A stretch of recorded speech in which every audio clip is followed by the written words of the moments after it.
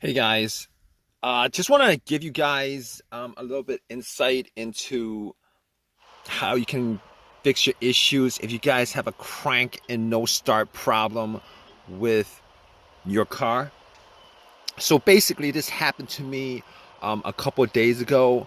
I went shopping at a Kohl's and spent maybe like an hour there. Came back to my car and was all set to go back home, and bam, it cranked. Everything else worked. Everything worked. It cranked, but it didn't. It didn't. It didn't crank over. It didn't start, and I must have cranked it about 5 times, and it would crank each and every time, but it would not turn over. It would not start. Now, when that happened, I thought maybe it was maybe a glitch, something that I could resolve. Uh, so what I did was pretty much what like probably like what a lot of people did. They, what I did was I changed the shifter to different gears. Shifted to, I shifted from park to neutral to reverse, and pretty much try to start it that way. Pressed the accelerator a couple of times, try to start it that way, and none of that actually worked. None of that worked. So at that point, I thought it could be the battery, but I did change out the battery um, relatively recently, probably like 6 months ago.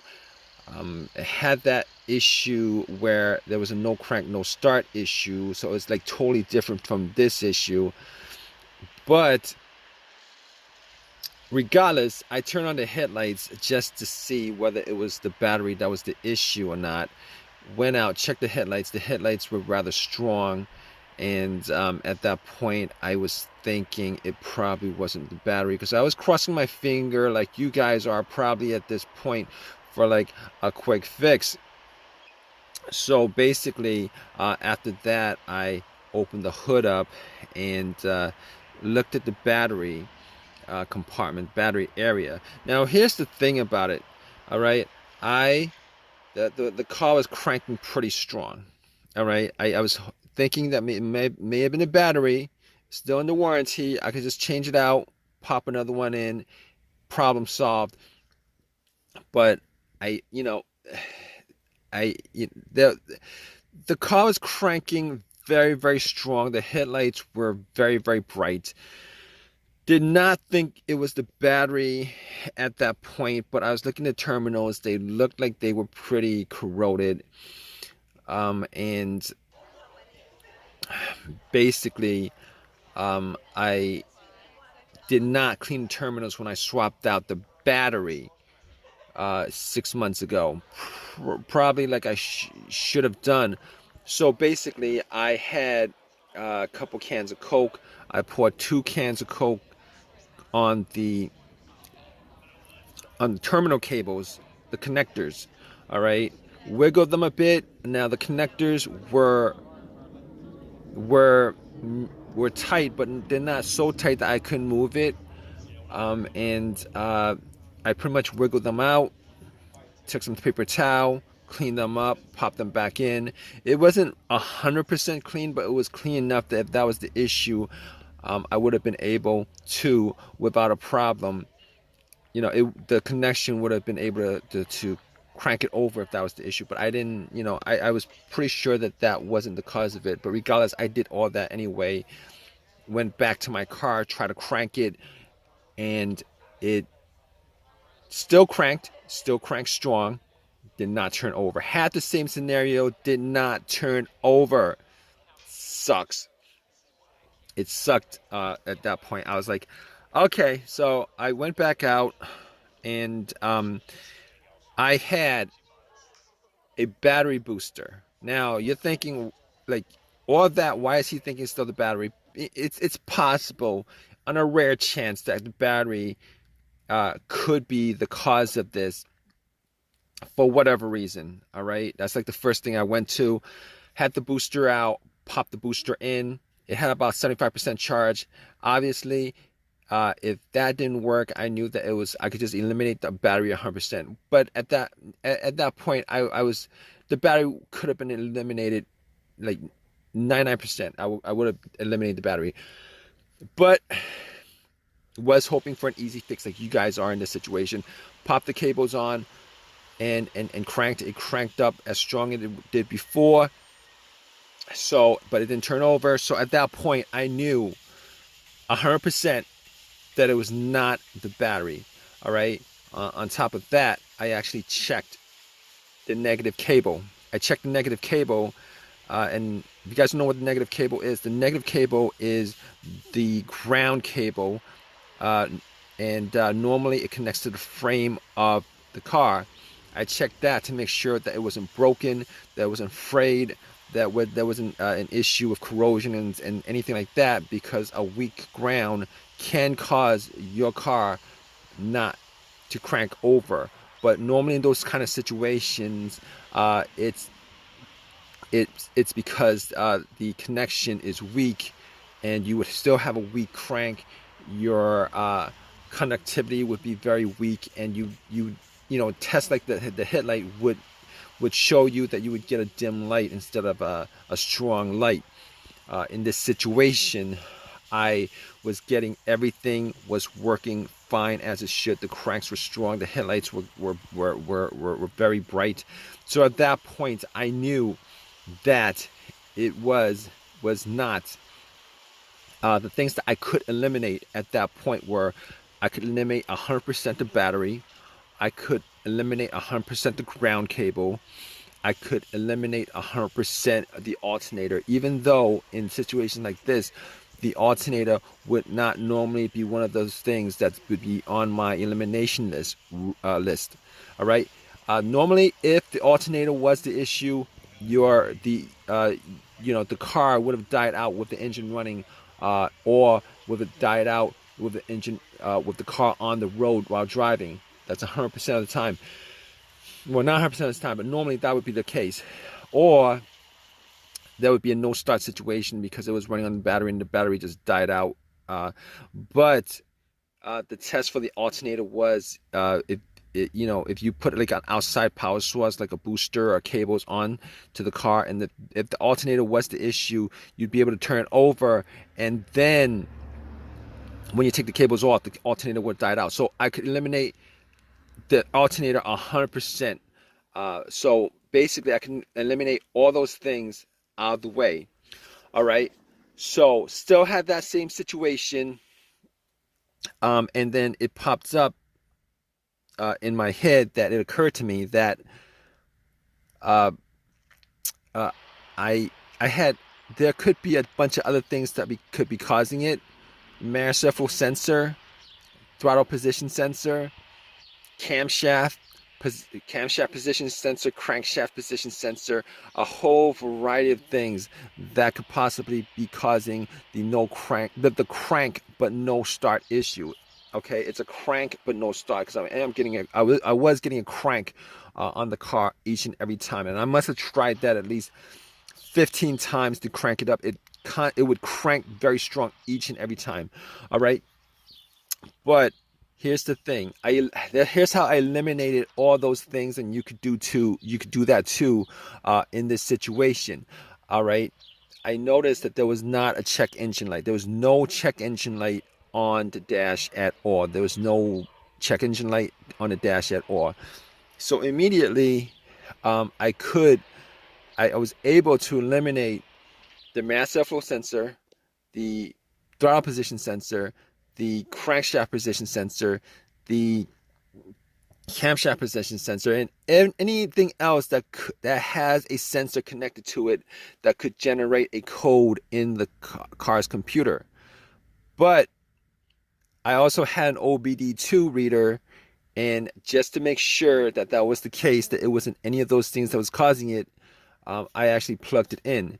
Now, there's also one other reason why I did plug in the OBD2 reader, and the other reason is sometimes if the computer is not reading the car, it's not connected to the car itself or the components of the car, it could cause a crank but no start situation. All right, and you could test that out with an OBD2, a cheap OBD2 that you could get from Walmart for 20 bucks. If you plug it in, and somewhere, sometime when it's when it's reading the codes, it doesn't analyze it all the way. It stalls on when it's reading. On the OBD2, if it doesn't read, if it doesn't analyze, give you a breakdown of codes, monitors read, etc., etc. Normally in these situations, it means that there's a disconnect between the car and the and the computer itself, the ECU, ECM, PCM, all those things are the car's computer. Now I plugged it in, it scanned it all the way through 100%, gave me a whole readout of everything. Obviously, as I thought, there were no codes, all the monitors were good, everything was, it gave me a readout. So once it gave me a readout, I was sure that there was no, I was like 99% sure that it wasn't any of those things that had a sensor connected to it. Now, here's the thing about it. I did take the cables off the battery, and that would actually, you want to do that before you take the cables off the battery. But because I had no check engine light, I was 100% sure that it wasn't any of those things. 100%, okay? So basically, I was left with a couple of things that could be causing the crank with no start situation. All right, as far as easier things that I could just resolve on the spot, if there was an AutoZone close by, fuses, relays, possibly the ignition switch, possibly the fuel pump. So I had all those things to consider, 4 of those things considered. So I pretty much limited troubleshooting this whole entire thing to four things. Okay. So I popped up the fuse. I was looking at all the fuses just to see whether there were any kind of signs of a burnt fuse, brownish on the top or something like that. Any kind of smell of a burnt plastic or something like that. I could. Everything looked fine as far as the fuse was concerned. I did not have a fuse tester on me. I could not test out every one of the fuses, but all the fuses looked fine. All right, which pretty much brought me to the fuel pump and the relays. All right, here's the thing with the fuel pump. Now, before I even did the test, I was sitting in my car thinking that it may have been the fuel pump or the fuel pump not operating. So I did this test, and you guys could do it too, but normally it takes 2 people, all right, one to listen to the car where the gas cap is. You would take the gas cap off, and you would try to listen to a priming sound. All right, one person would be in the car turning the car to the on position. The on position is the position before it cranks. Normally you don't want to crank it, because what happens is if you crank it, it's that noise, the cranking noise, is going to drown out the noise from the whizzing of the priming of the fuel pump.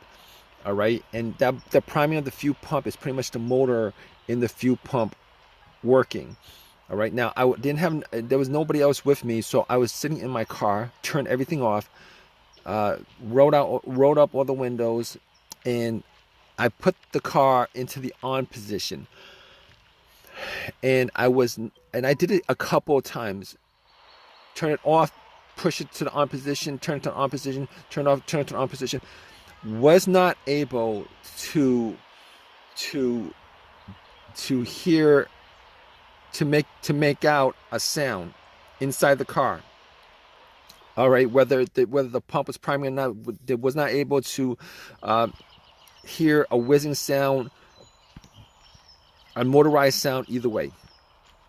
So after that, I looked at the fuses and looked at the relays, especially for the fuel pump, and I thought it could have been the fuel filter, but normally with the fuel filter, you could at least get the car to start, to turn over, and then it would die out because the fuel filter was blocked or something like that. Okay, so I did not think in that situation it was the fuel filter, because I cranked it at least 15 times. It never actually turned over at least once. So basically, I found the relay to the fuel pump, and I was able to swap out for a similar relay.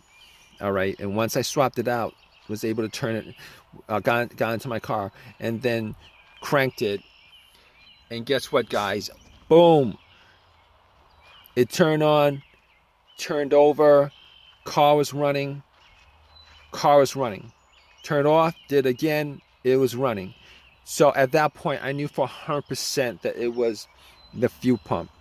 All right, I forget what component of the car I swapped it out with, as far as the malfunctioning fuel pump was concerned. But I was thinking about driving the car to an AutoZone, but there was an AutoZone pretty close by. Went to the AutoZone, got the fuse pump relay, got another relay for it, swapped it, put everything back together, and all set. Everything was good, simple fix, and haven't had an issue since. That was a couple of days ago. Turn on, turn off, turn on. Everything works the way it's supposed to. So it was the fuel pump relay that was the problem. All right. So if you guys are in this situation, hopefully your fix was as simple as the fix that I had on the car. And if it's not, hope that it's something a little bit more, not something that's like the fuel pump itself. But in any case, if you guys troubleshoot, go through the steps that I kind of went through as far as troubleshooting this whole entire issue, you guys, 90% of the time, you guys probably will get an answer for the issue with your car. All right. Regardless, please leave a comment in the comment section. If you guys want, please give me a thumbs up. Please subscribe. All right, guys. Take care.